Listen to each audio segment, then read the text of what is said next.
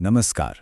आज हम भारत की उन 7 इनकम्स की बात करने वाले हैं जिन पर लगता है जीरो टैक्स। जी हाँ, आपने सही सुना, पूरी तरह से टैक्स फ्री। तो चलिए बिना देर किए सीधे मुद्दे पर आते हैं। तो मन में पहला सवाल यही आता है कि क्या हर कमाई पर, हर एक रुपए पर टैक्स देना ही पड़ता है? ज्यादातर लोगों को तो यही लगता है ना? लेकिन मजे की बात यह है कि इसका जवाब है नहीं। इनकम टैक्स कानून में कुछ ऐसी आमदनी भी है जो पूरी तरह से टैक्स के दायरे से ही बाहर हैं। और आज हम उन्हीं 7 जबरदस्त छूटों को एक एक करके समझने वाले हैं। तो अपनी लिस्ट शुरू करते हैं उस आय से जो सीधे तौर पर काम या फिर बिजनेस से जुड़ी हुई है। लिस्ट में सबसे पहला है एग्रीकल्चरल इनकम, यानी कृषि से होने वाली आय। अगर भारत में खेती की जमीन से फसल बेचकर या फिर उसे किराए पर देकर कोई कमाई होती है तो सेक्शन 10(1) के तहत वो पूरी तरह टैक्स फ्री है।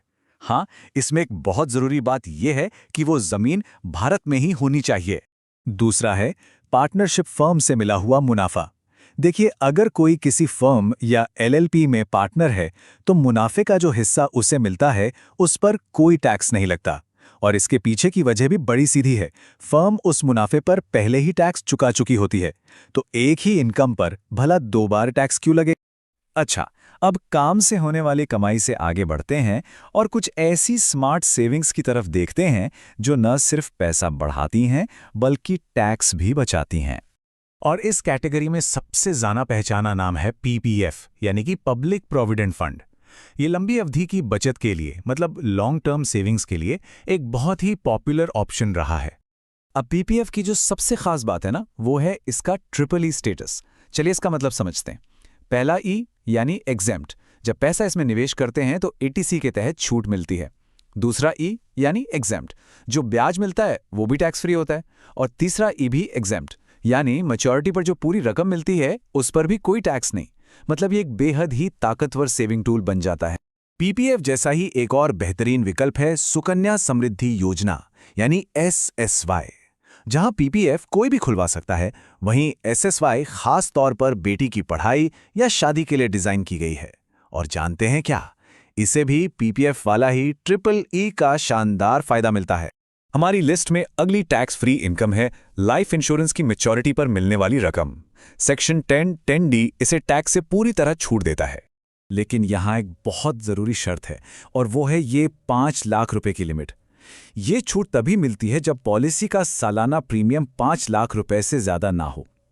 अब ये एक बड़ी रकम है, पर अगर कोई इससे ज्यादा निवेश करने की सोच रहा है तो टैक्स के नियमों को ठीक से समझना बहुत जरूरी हो जाता है। चलिए, अब अपनी आखिरी कैटेगरी पर आते हैं, जो जीवन की कुछ खास घटनाओं से जुड़ी हुई टैक्स छूटों के बारे में है।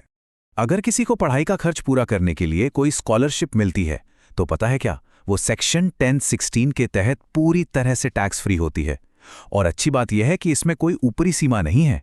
और हाँ, विदेश से मिली स्कॉलरशिप भी भारत में टैक्स फ्री है। हमारी लिस्ट में 7वीं और आखिरी इनकम है ग्रेच्युइटी। ये वो पैसा है जो नौकरी के अंत में, जैसे कि रिटायरमेंट पे, कंपनी की तरफ से एक मुश्त मिलता है। अब ग्रेच्युइटी पर टैक्स के नियम सरकारी और प्राइवेट कर्मचारियों के लिए थोड़े से अलग हैं। सरकारी कर्मचारियों के लिए मिली पूरी ग्रेच्युइटी टैक्स फ्री होती है, जबकि प्राइवेट सेक्टर के कर्मचारियों के लिए एक लिमिट तय की गई है, और वो लिमिट है 20 लाख रुपए। इसका मतलब यह है कि प्राइवेट सेक्टर के कर्मचारियों को अगर रिटायरमेंट पर 20 लाख रुपए तक की ग्रेच्युइटी मिलती है तो उस पर कोई टैक्स नहीं देना होगा। सालों की मेहनत के बाद मिलने वाली ये एक बहुत बड़ी राहत है। तो एक बार जल्दी से इन 7 टैक्स फ्री इनकम्स को दोहरा लेते हैं। ये हैं कृषि आय, पार्टनरशिप फर्म का मुनाफा, पीपीएफ और सुकन्या समृद्धि योजना की मैच्योरिटी, लाइफ इंश्योरेंस का पैसा, स्कॉलरशिप और ग्रेच्युइटी। तो ये सिर्फ टैक्स बचाने के नियम नहीं हैं, बल्कि असल में बहुत दमदार फाइनेंशियल टूल्स हैं। अगर इन्हें सही तरीके से इस्तेमाल किया जाए तो ये किसी के भी वित्तीय लक्ष्यों को तेजी से पूरा करने में बड़ी मदद कर सकते हैं।